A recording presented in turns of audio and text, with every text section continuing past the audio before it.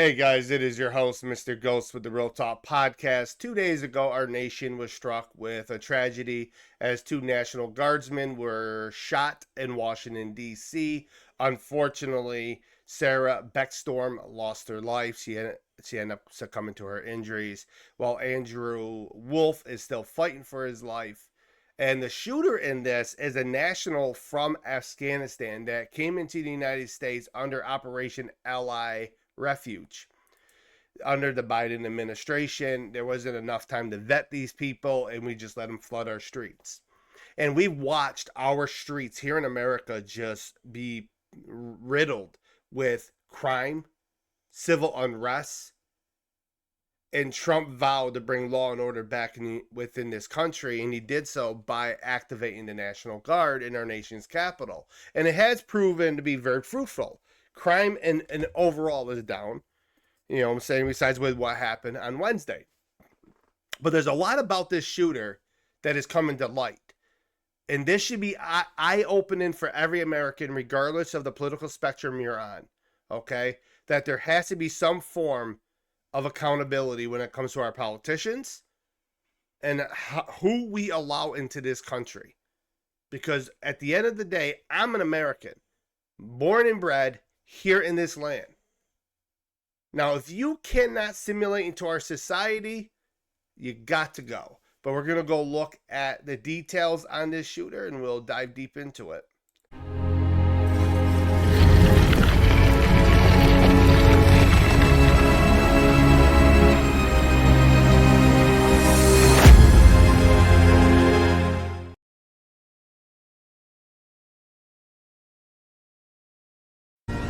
The suspected D.C. shooter, Ramanullah Zakhanwal, was part of a Zero unit in Afghanistan, elite militias backed by the CIA. So let's take a closer look about what we know about these groups. First, these Zero units that were recruited by the CIA that are operating for specific elite counterterrorism units and missions come in this southern Afghanistan area, Kandahar being some of the fiercest fighting, Helmand province, Uruzgan. This is where Zakhanwal is not only born and raised, but this is where he was stationed. His unit was out of the Kandahar region. Now let's talk about Zakhanwal's vetting process. He did get some vetting. We had biometric screening, CIA did, biographic checks on interagency watch lists. The CIA looked to see if he had connections to any terrorist groups, and he had in-person interviews. So there was some vetting, but let's talk about his actual unit. He was assigned to NDS 03. That's a National Directorate of Security, which is Afghanistan's CIA, if you will, intelligence service. He was working for that when he was recruited and trained by the CIA to fight against the Taliban.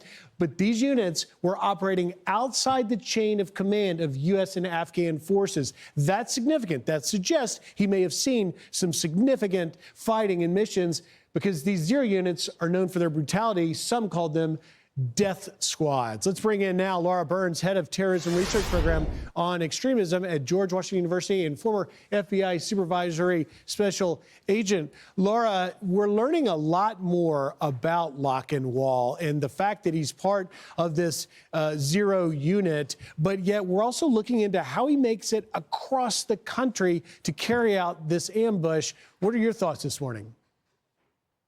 Good morning, and thank you for the opportunity to be here. I appreciate it.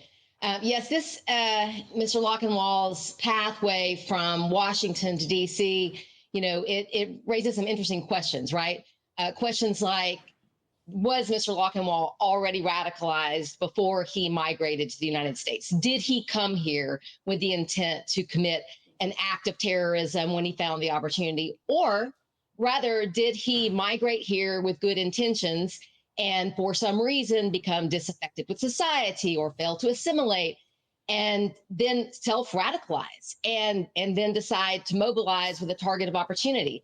I think that as the investigation proceeds, you know, FBI Director Kash Patel has said that they are looking at this as an act of terrorism, that facts will become available and help us determine exactly what his radicalization process was.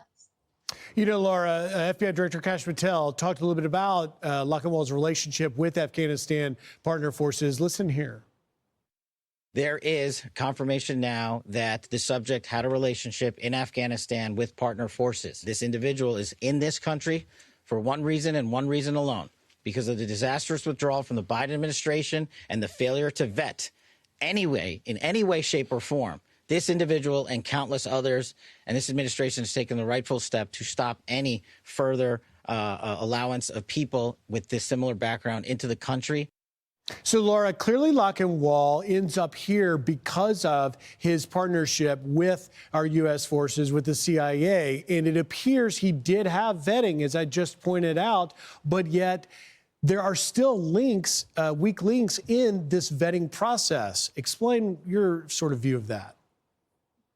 Yes, I mean, the overall vetting process, if we're talking about the broader vetting process, it didn't just involve Mr. Lockenwall, because it does appear that he had some sort of vetting, was extremely complicated and chaotic. And, you know, it really began with what I see as the intelligence community's failure to predict how quickly Kabul would fall. And because of that failure to understand what was going to ensue, there was a lack of preparation for what that evacuation process of our allies would actually look like and entail, and the challenges that they would face. And there were many challenges. You know, we had hundreds of thousands of Afghan nationals who assisted our forces in various capacities and you know, risked their lives. But the ability to vet individuals in that chaotic environment was extremely difficult because of the naming conventions that were in Afghanistan. Some individuals used first name only. There were lacks of date of birth. There were lacks of identification documents. And so when you're talking about thousands of people fleeing violence and flooding onto planes, we weren't prepared to vet them. It's a great point. It's a great point, Laura. I just want to, you know, get to this quickly, and that is now President Trump is calling for a re-scrutiny of the vetting of those who came here. It's possible Lockenwall came here with good intentions and became radicalized here in the past 4 years. So can we accomplish the process of re-vetting a lot of these individuals that were brought here? Will that work? I think it's necessary. It's necessary for the protection of our national security, because at the end of the day, especially in those first months when we had thousands of people migrating here, the U.S. government was not prepared to properly vet. The vetting was minimal. And I think it is necessary, because although a number of individuals migrated here who sacrificed their lives for our government, there were individuals who were not properly vetted that likely have nefarious intent here. And I think a re-scrutinizing of the vetting process is necessary. We'll see where it goes. Laura Burns, thank you for taking. I'm trying to wrap my head around this, guys. I'm trying to get an understanding, because I remember where I was on 9/11. I remember those terrorist attacks and what it did to this country. I studied history and remember reading about Pearl Harbor. These are turning points in our country's history. But I think America has forgotten what happened on September the 11th. We have weak leaders in our government. Over the last 4 years, when Biden was president, he has flooded our country with millions upon millions of illegals. A big chunk of that came across the border. Others came in through the visa program by abusing and manipulating it.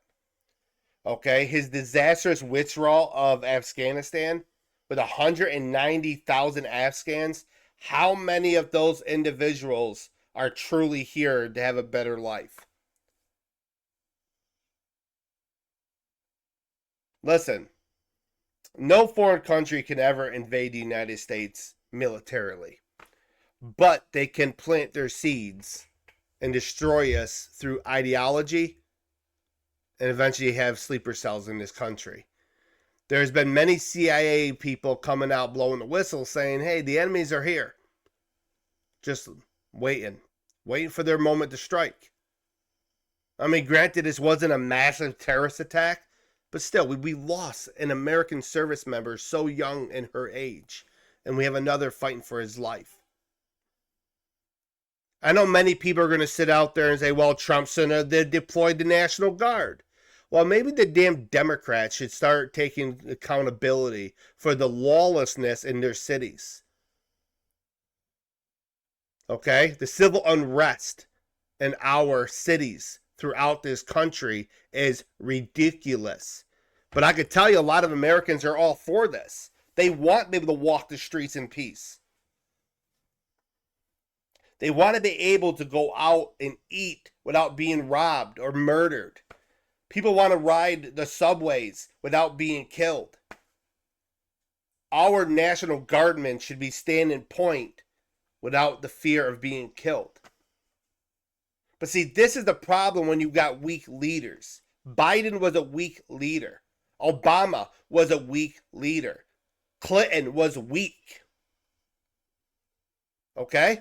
Those are just facts.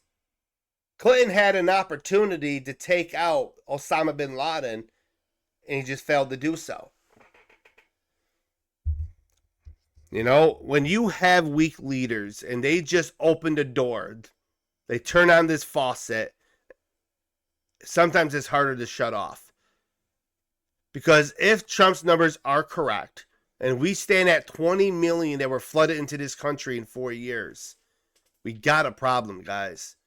Because I can promise you, out of that, let's say it is 20 million, a big chunk of those might be good people, just want to live their life. They want to coexist. They want to assimilate into our society.